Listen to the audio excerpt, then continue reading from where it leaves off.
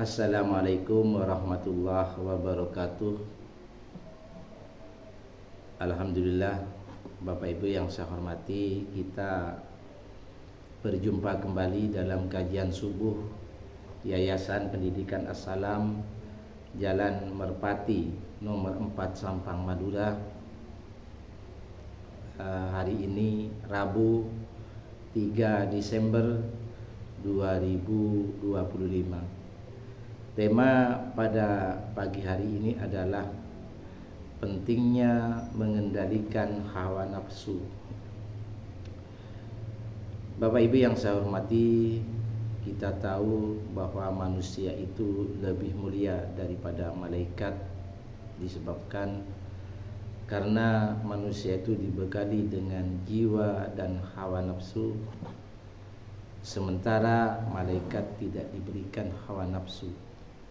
Jadi malaikat tidak perlu lagi memikirkan tentang bagaimana mencari kehidupan dunia, bagaimana supaya memiliki harta atau hal-hal yang lain seperti yang dilakukan oleh manusia. Bapak Ibu yang saya hormati, Allah menciptakan manusia itu dilengkapi dengan jiwa, juga dilengkapi dengan hawa nafsu, sehingga antara jiwa dan hawa nafsu ini akan terjadi saling tarik menarik.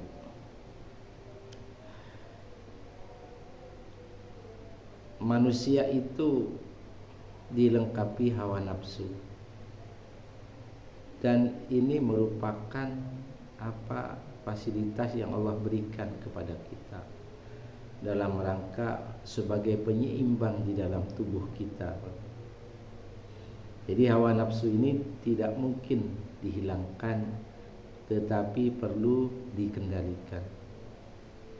Dalam beberapa pertemuan sebelumnya, saya pernah menyampaikan contoh, misalkan ketika kita lapar, maka ada keinginan untuk makan.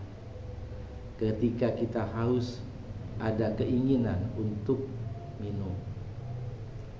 Ketika kita punya keinginan hasrat untuk berhubungan suami istri, maka kita melakukan hubungan suami istri. Nah, namun demikian, ketika kita makan, ya,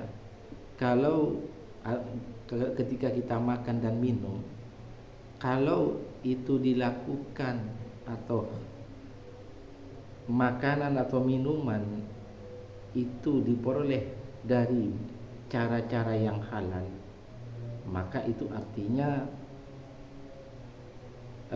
hawa nafsu dikendalikan oleh jiwa kita. Tetapi ketika kita makan, ya, atau minum diperoleh dari, ya, hal-hal yang diharamkan oleh Allah, misalkan mencuri, merampok, mendolimi orang lain, ya, berarti ketika makan dan minum kita sudah dikendalikan oleh hawa nafsu. Demikian juga Bapak Ibu, ketika kita melakukan hubungan suami istri, hasrat itu dikendalikan, berarti kerja hawa nafsu. Namun ketika hasrat itu disalurkan kepada suami, kepada istri yang sah, berarti jiwa kita mengendalikan hawa nafsu. Tetapi manakala hasrat itu disalurkan tidak kepada istri atau suami kita, berarti hawa nafsu sudah mengendalikan jiwa kita. Jadi setiap saat, setiap detik akan terjadi saling tarik menarik antara jiwa dan hawa nafsu. Bapak Ibu yang saya hormati, tugas yang Allah berikan kepada jiwa mulai dari kehidupan dunia sampai akhirat, yaitu mengendalikan hawa nafsunya. Sehingga otomatis akan terjadi pertarungan kepentingan antara jiwa dan hawa nafsu. Dua kepentingan inilah yang Allah nilai sebenarnya, Bapak Ibu. Ketika jiwa mengendalikan hawa nafsunya, ya, maka jiwa dapat predikat baik. Tetapi jika hawa nafsu yang mengendalikan jiwa, maka secara otomatis jiwa mendapat predikat buruk dan harus mempertanggungjawabkan kepada Allah Subhanahu wa taala. Bapak Ibu yang saya hormati,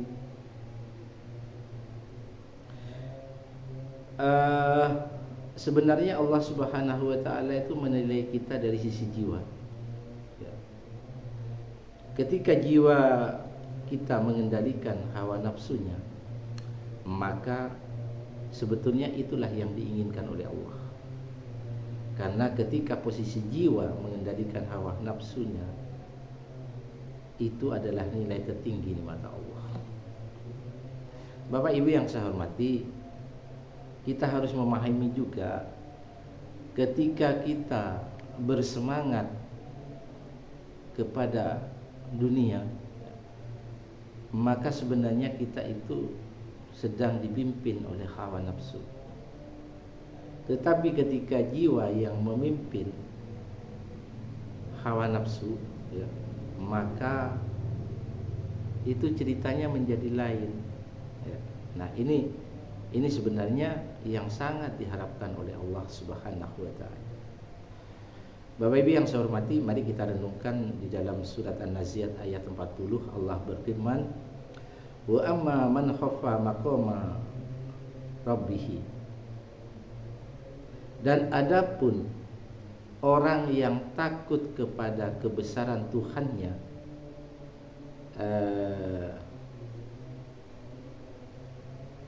wa nahan nafsa anil hawa, dan menahan diri. Artinya menahan diri bisa jadi dari nafsu amarah atau nafsu yang lain, ya, dari keinginan hawa nafsunya yang menjerumuskan ke dalam kebinasaan yang disebabkan memperturutkan kemauannya. Di dalam ayat, ada dalam surat An-Nazi'at atau surat 79 ayat 41, ayat selanjutnya, fa innal jannati hiyal ma'wa, maka sesungguhnya surgalah tempat tinggalnya. Artinya apa? Artinya ayat ini memberikan kesimpulan orang-orang yang durhaka kepada Allah, dalam hal ini orang-orang yang dikendalikan hawa nafsunya, maka akan dimasukkan ke dalam neraka. Sementara orang-orang yang dikendalikan oleh jiwanya, maka Allah masukkan ke dalam surganya Allah. Bapak Ibu yang saya hormati, maka dari itu dalam ayat ini pentingnya kita itu ada perasaan takut kepada Allah. Pentingnya di dalam ayat ini kita diperintahkan untuk menahan hawa nafsu. Nah, kalau dua hal ini sudah ada dalam diri kita, maka insya Allah Allah tempatkan kita ke dalam surga. Bapak Ibu yang saya hormati, mari kita lihat di dalam surat An-Nazi'at juga, yaitu surat 37 sampai 39. Bismillahirrahmanirrahim. Fa amma man tagha, adapun orang yang melampaui batas, ya, orang yang berlebihan karena memperturutkan hawa nafsunya, wa asarul hayatad dunya, dan lebih mengutamakan kehidupan dunia. Artinya apa? Dengan cara selalu mengikuti keinginan hawa nafsunya, ya. fa innal jahima hiyal ma'wa, maka sesungguhnya nerakalah tempat tinggal bagi dia. Jadi Bapak Ibu, dapat kita rasakan dalam kehidupan sehari-hari bagaimana terjadi tarik menarik ya, antara jiwa kita ya, antara hawa nafsu kita ya, ya. Itu di berbagai kepentingan. Di satu sisi kadang-kadang kita memperturutkan hawa nafsu, di sisi lain kita mampu mengendalikan hawa nafsu melalui jiwanya. Oleh sebab itu Bapak Ibu, untuk agar jiwa kita mampu mengendalikan hawa nafsu, banyaklah kita mendekatkan diri kepada Allah. Bersihkan jiwa kita yang berada di dalam kalbu diri kita. Sucikan jiwa kita yang berada di dalam kalbu diri kita. Maksimalkan kinerja fuad ya, maksimalkan kinerja lub yang ada di dalam jiwa. Nah, kalau ini kita lakukan, insya Allah hawa nafsu itu pasti dikendalikan oleh jiwa kita. Harapan Allah sebenarnya agar manusia itu dikendalikan oleh kirinya, yang di dalamnya terdapat iman, terdapat jiwa, terdapat akal, terdapat fuad ya. Ada pendengaran dan penglihatan batin, ada lub, alat analisa. Nah, ketika manusia itu sangat dekat dengan Allah, cahaya Allah akan senantiasa turun mengalir untuk memastikan, membantu kita supaya berada di dalam yang lurus. Mengapa kita itu selalu tersesat dalam kehidupan dunia? Ya, seringkali kita banyak salah jalan karena kita banyak dikendalikan oleh hawa nafsu. Ketika hawa nafsu itu mengendalikan kita, maka dengan mudah syaitan itu akan masuk dalam tubuh kita. Orang yang mengendalikan hawa nafsu itu orang yang yang dikendalikan oleh hawa nafsu itu karena disebabkan cinta pada kehidupan dunia yang berlebihan sampai lupa mengingat Allah. Padahal Allah itu minta supaya kita lebih mengutamakan kehidupan akhirat, tetapi jangan lupakan dunia. Maksudnya apa? Jangan lupakan dunia itu artinya cari dunia untuk kepentingan jalan Allah, untuk berjuang di jalan Allah. Mudah-mudahan ini menjadi renungan bersama. Mudah-mudahan jiwa kita senantiasa mengendalikan hawa nafsu kita. Mudah-mudahan jiwa kita, kalbu kiri kita yang selalu menjadi pimpinan tertinggi untuk mengendalikan kita dan agar senantiasa selalu berada di jalan Allah. Terima kasih. Wassalamualaikum warahmatullahi wabarakatuh.